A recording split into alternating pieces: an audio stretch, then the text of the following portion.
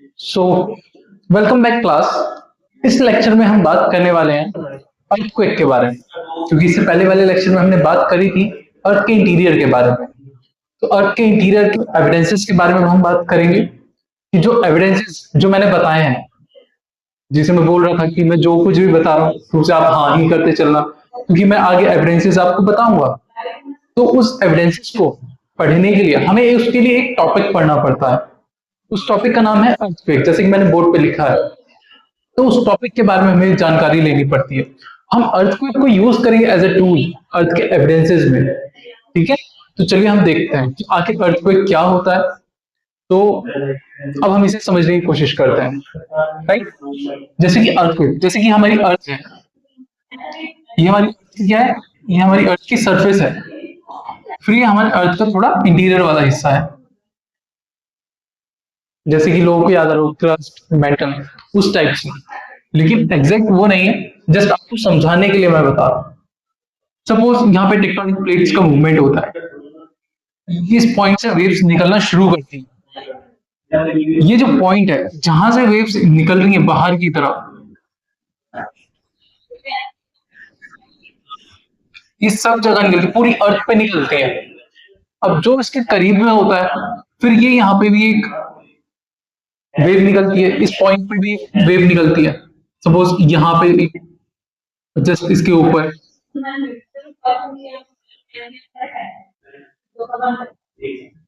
ठीक है। अभी मैंने क्या ड्रॉ करा है, मैंने अर्थ का सरफेस ड्रॉ करा है और अर्थ का इंटीरियर ड्रॉ करा है।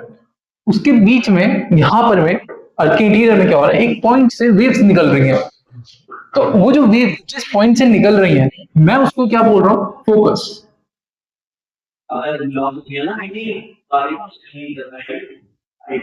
और हाइपोसेंटर, दोनों नामों से हम इसे जानते हैं। इसे फोकस भी बोलते हैं और हाइपोसेंटर भी बोलते हैं। ठीक है, अब इस फोकस के जस्ट ऊपर जो भी पॉइंट पे वो टकराएगा अर्थ के सरफेस पे, तो इस पॉइंट से भी वेव्स निकलेंगी बाहर की तरफ ऊपर। सपोज यहाँ पे बिल्डिंग्स है, इंफ्रास्ट्रक्चर है, यहाँ पर भी buildings हैं, यहाँ पर भी है। तो जो अर्थक्वेक का ज्यादा इम्पैक्ट है वो हमें कहाँ देखने को मिलेगा, जस्ट इस पॉइंट के ऊपर। ठीक है सर, इस पॉइंट का नाम क्या है वो तो बता दीजिए। इस पॉइंट का नाम है एपिसेंटर।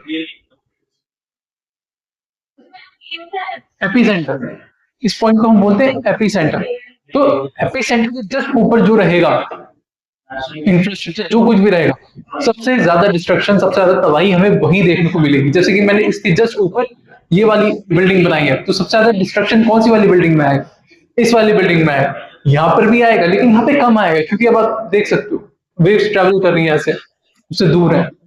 अब ठीक है, तो अब हम कौन सी देख रहे हैं, इस वेव को हम क्या बोलेंगे, बॉडी वेव। और इसको क्या बोलेंगे, सरफेस सरफेस वेव। जैसे कि हमें नाम से पता चल रहा है कि अर्थ के सरफेस पे टकरे, तो यहाँ पे सरफेस वेव। तो अब हम दो वेव्स के बारे में स्टडी करेंगे,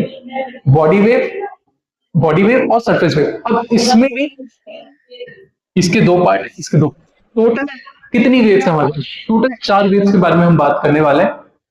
जैसे कि मैं यहाँ पे लिख देता हूँ, सबसे पहली बात ये बॉडी वेव्स, तो मैं यहाँ लिखूंगा बॉडी वेव्स।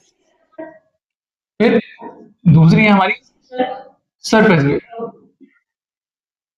ठीक है, अब इसमें बॉडी वेव्स में कौन कौन सी वेव्स आती है, पहली आती है पी वेव, जिसे हम प्राइमरी वेव्स भी बोलते हैं।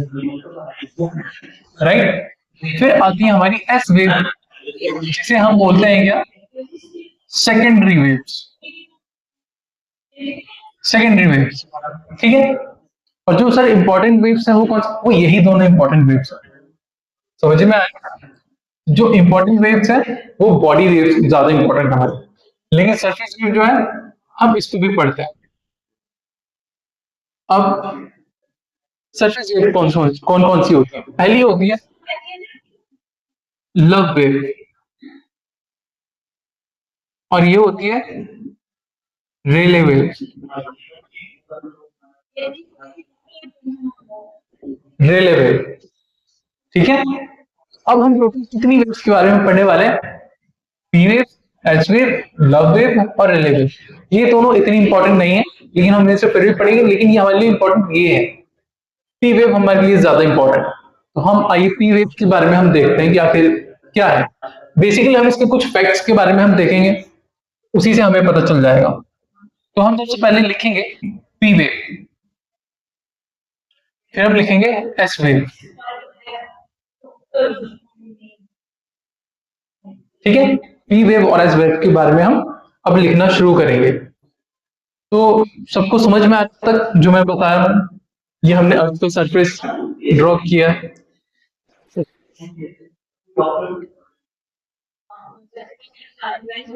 ठीक है सर। यहां से ना काट देना, मैं दोबारा से बता रहा हूँ, आप बैठी रहिए, वो सर कर लेंगे ट्रिम, ठीक है। तो जैसे कि मैं बता रहा हूँ यहाँ पे कि ये अर्थ की क्या है, सरफेस है, ठीक है, ये अर्थ की सरफेस है। जैसे कि मैंने बताया, ये अर्थ का क्या है, अर्थ का इंटीरियर है, इंटीरियर है, राइट। अब हम देखने वाले हैं बॉडी वेव के बारे में, इस वेव्स के बारे में, पी वेव और एस वेव जिसे हम बोलते हैं। तो आइए हम देखते हैं पी वेव और एस वेव क्या चीजें हैं। पी वेव क्या होती है? सबसे पहले जो पी वेव होती है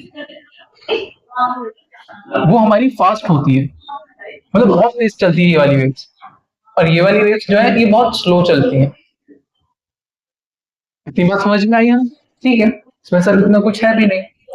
सेकंड, इसकी जो रफ्तार है वो कितनी है, स्पीड कितनी है इसकी है सर, 8.9 किलोमीटर पर सेकेंड, ठीक है, 8 से 9 किलोमीटर पर सेकेंड। अब इसकी है 4 से 5 किलोमीटर पर सेकेंड। डन, ठीक है। अब थर्ड पॉइंट, अच्छा पी वेव जो है वो चलती कैसे है ना, वो कैसे चलती है पी वेव? हम बात कर रहे हैं पी वेव वो फास्ट होती है, 8 से 9 किलोमीटर पर आवर चलती है, लेकिन वो होती कैसे? वो जो है वो एक्सपेंशन और कंप्रेशन के उसमें चलती है, जैसे कि प्रेशर वेव चलती है और साउंड वेव जैसे चलती है, तो उस तरीके से ये चलती है। तो हम वही लिखेंगे इसमें कि ये एक्सपेंशन एंड कंप्रेशन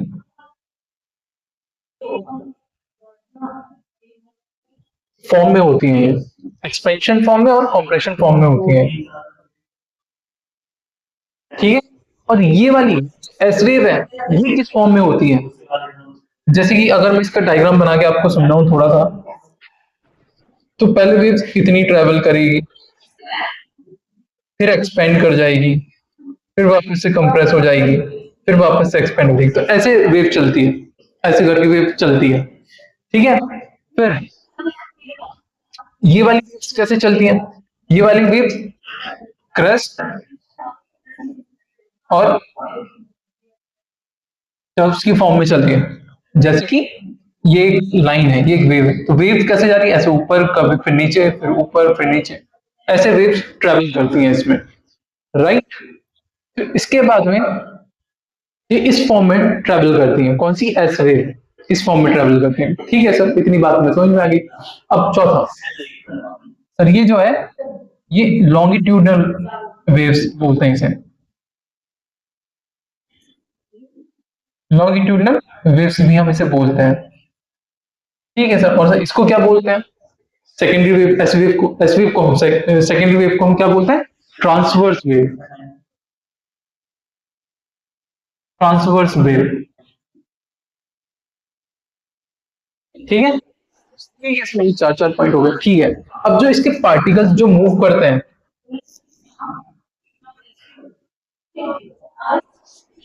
जो पार्टिकल मूव करते हैं इसके, वो पैरेलल होते हैं इसके विंड की डायरेक्शन में,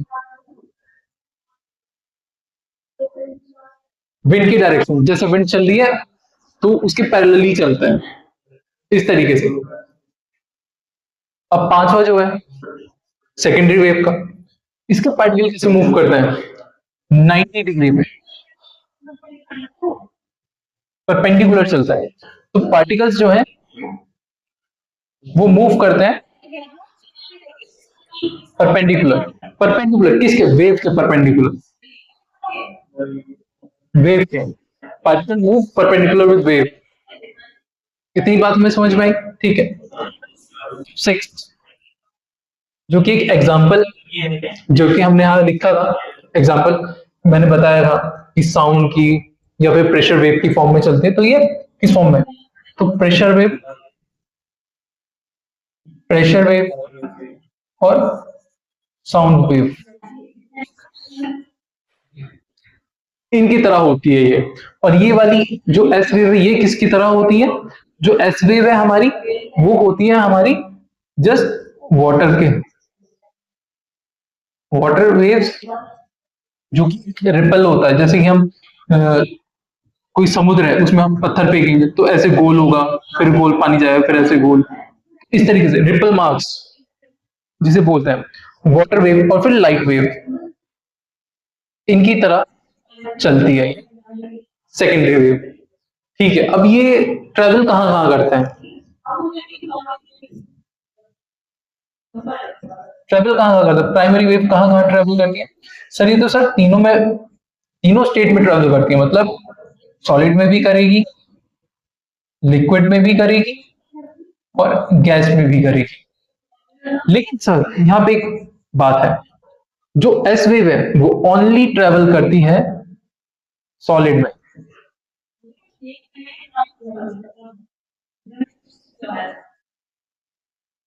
ट्रेवल ओनली इन सॉलिड, सिर्फ सॉलिड में ट्रेवल करती है। इतनी बात हमें क्लियर हुई,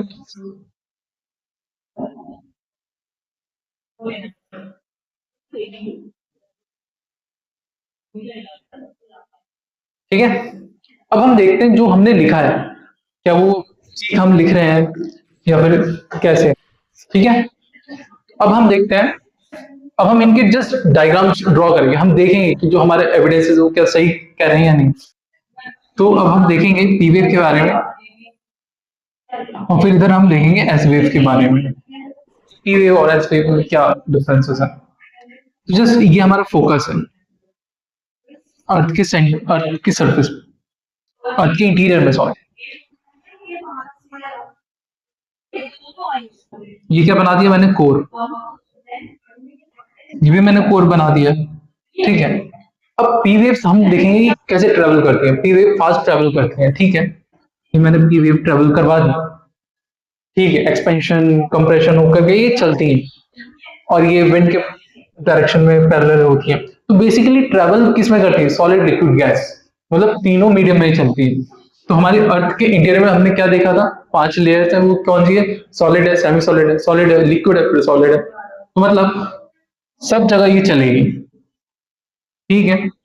अब ये इधर गई, इधर टकराई, अंदर अंदर वाले कोर में भी सॉलिड है, फिर उधर से टकराई, फिर इधर वो ऐसे निकल गई। तो कहने का मतलब क्या है, पाथ डेविएट हो जाते हैं जब चेंज होती है सरफेस, तो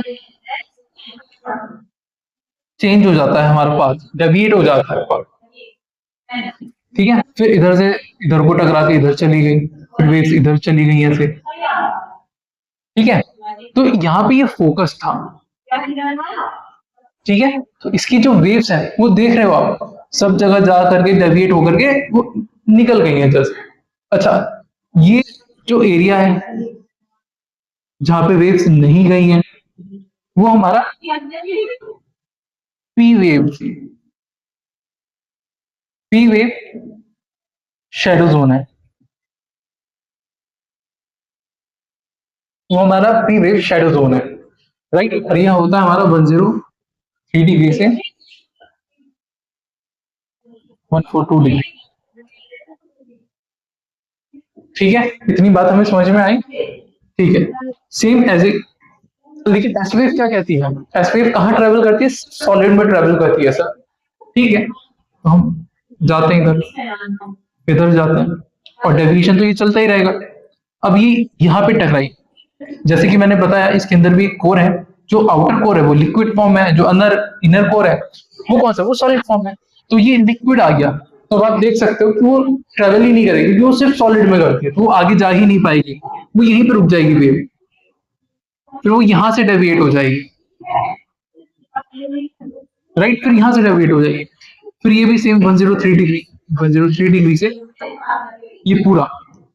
अब ये जो पूरा एरिया है जहां पे एस वेव ट्रेवल नहीं करी है, वहां पे एस वेव गई ही नहीं है, तो एक तरीके से शेडो जोन हो गया। शेडो जोन हो गया किसका? पहले शेडो जोन हुआ था किसका? पी वेव का, लेकिन अब शेडो जोन होगा किसका? एस वेव का। तो ये एस वेव का शेडो जोन हो गया। ठीक है, तो ये पी वेव का डायग्राम है, ये एस वेव का डायग्राम है। अगर आपने ये डायग्राम समझ लिए तो ये पूरा कॉन्सेप्ट ही क्लियर हो जाएगा आप लोगों को। जस्ट डायग्राम इंपॉर्टेंट है।